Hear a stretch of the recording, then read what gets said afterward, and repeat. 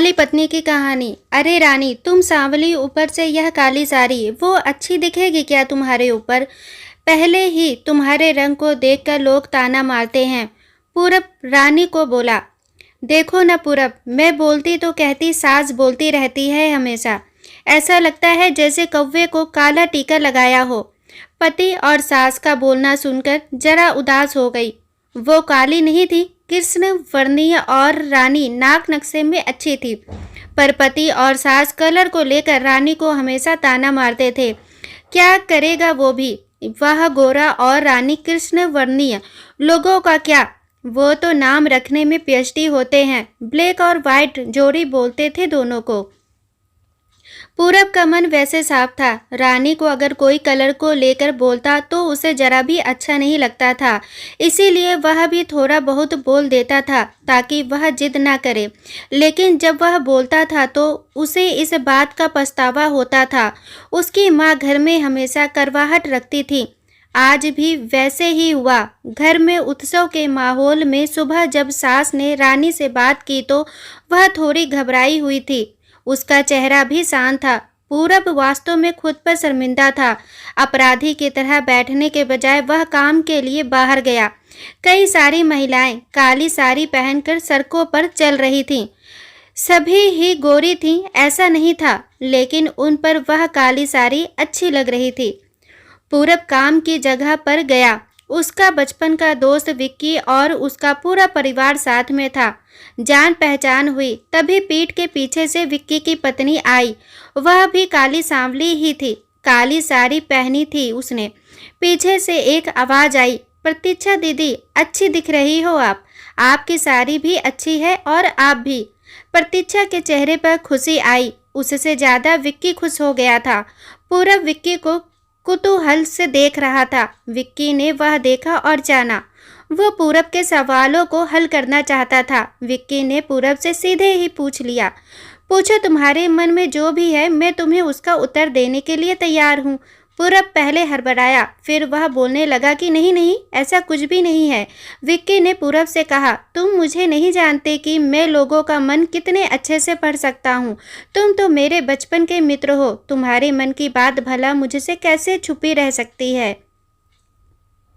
विक्की आगे बोला, चलो ठीक है, तुम्हारा सवाल भी मैं ही बता देता हूँ। तुम यही सोच रहे हो ना कि मेरी पत्नी जो रंग से काली है और आज उसने काली साड़ी पहन रखी है, फिर भी वह और मैं इतना खुश कैसे? पूरब सब कुछ शांति से सुन रहा था और कुछ भी बोल नहीं पा रहा था। विक्की बोला, काला रंग ऐसा रंग है जिसमें दुनिया का कोई भी रंग मिला दे वह कभी नहीं बदलता, यानी कि किसी और रंग की रंग संगत में वह अपना अस्तित्व कभी नहीं छोड़ता। इसी प्रकार प्रतीक्षा भी दिल से एकदम उस कलर के जैसी ही है, कभी भी रंगीन ना होने वाली लड़की है। वह अपनी मर्जी से जिए, यही मुझे लगता है। मैं उसे खुश देखना चाहता हूँ। लोगों का क्या, वह तो बैठे ही हैं बुरा भला बोलने के लिए। गोरी औरत रही तो छिपकली बोलते हैं, काली होती है तो चूहा या कौवा बोलते हैं। क्या क्या नहीं बोलते लोग। ताना मारने वाले मारते रहें, हमें हमेशा खुश रहना चाहिए। वही मैं अब कर रहा हूँ। वो सुबह मुझे बोली, मैं कैसी दिख रही हूँ? अच्छी लग रही हो तुम। ऐसा बोलने पर उसके चेहरे पर वह कोलगेट स्माइल देखकर मुझे सकारात्मक ऊर्जा मिली। घर से बाहर निकले तो सभी बोलने लगे कि अच्छी लग रही हो भाभी। हम दोनों ने अच्छे मन से यह बात सोची, कोई ना कोई ताना मारने के लिए बोला ही होगा ना। उस वजह से जीने की दिशा क्यों बदले। पूरब को उसके घर का सुबह का माहौल याद आया। वह खुद पर ही चिढ़ गया। उसे लगा वो सचमुच में गलत था। मैं ही रानी को दुख देता हूँ, उस वजह से सब उसे बोलते हैं। अब मुझे ही अपनी भूल सुधार कर उससे माफ़ी मांगनी होगी। उसने हंसते हुए विक्की को अलविदा कहा। अपना काम निपटाकर वह एक साड़ी की दुकान पर गया। रानी के लिए उसने काले रंग की साड़ी ली और घर गया। घर जाने के बाद रानी शांत बैठी थी। उसने रानी को आवाज़ दी और साड़ी उसके हाथों में दे दी। रानी को जरा अलग ही लगा। उसने प्रश्नार्थक नजरों से पूरब की ओर देखा।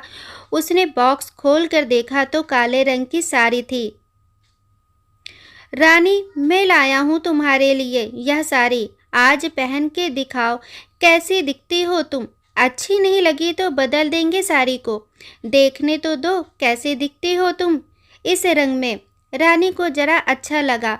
चलो तैयार हो जाओ जल्दी, हम जरा बाहर जाकर आते हैं, एक क्लाइंट के पास जाना है, उन्होंने बुलाया है जोड़ी में।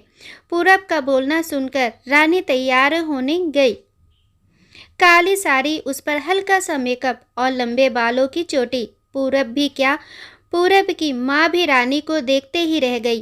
पूरब बोला, रानी सॉरी। हाँ, अरे लोगों की बातों में आकर मैं तुम्हें हमेशा बोलता रहा और खरा सौंदर्य किसमें है यह मैं भूल गया था। रंग दो ही हैं, यह जानकर फिर जीना छोड़ दें क्या, अपनी खुद की पसंद छोड़ दें क्या।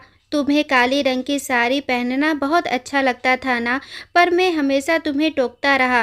अब मुझे समझ में आया, किसी भी रंग में रंगते वक्त मन साफ हो तो खूबसूरती निखरती है। तुम चाहती हो वैसा ही जियो, मैं कभी भी तुम्हें नहीं बोलूँगा। और हाँ, सचमुच सुंदर दिखती हो तुम, तुम्हारे रंग पर अच्छा खिलता है यह काला रंग। रानी के चेहरे की लाली और भी ज़्यादा बढ़ गई थी। यह बात सुनकर शर्मा कर वह पूरब को बोली, क्या आप भी। पूरब ने रानी का मुस्कुराता हुआ चेहरा देखा और उसके बदले हुए विचारों से पूरब खुश हुआ। मन ही मन में पूरब ने विक्की को धन्यवाद किया, क्योंकि यह परिवर्तन विक्की के शब्दों द्वारा हुआ था। खूबसूरत दिखने के लिए खूबसूरत दिखना जरूरी नहीं है, बल्कि खूबसूरत सोच होना जरूरी है। इंसान का अगर मन सुंदर है तो इससे कोई फर्क नहीं पड़ता कि वह किस रंग का हो। दोस्तों, आशा करती हूँ कि आप लोगों को यह कहानी जरूर पसंद आई होगी। कहानी पसंद आई हो तो प्लीज़ चैनल को लाइक, शेयर एंड सब्सक्राइब करें। Thanks for watching.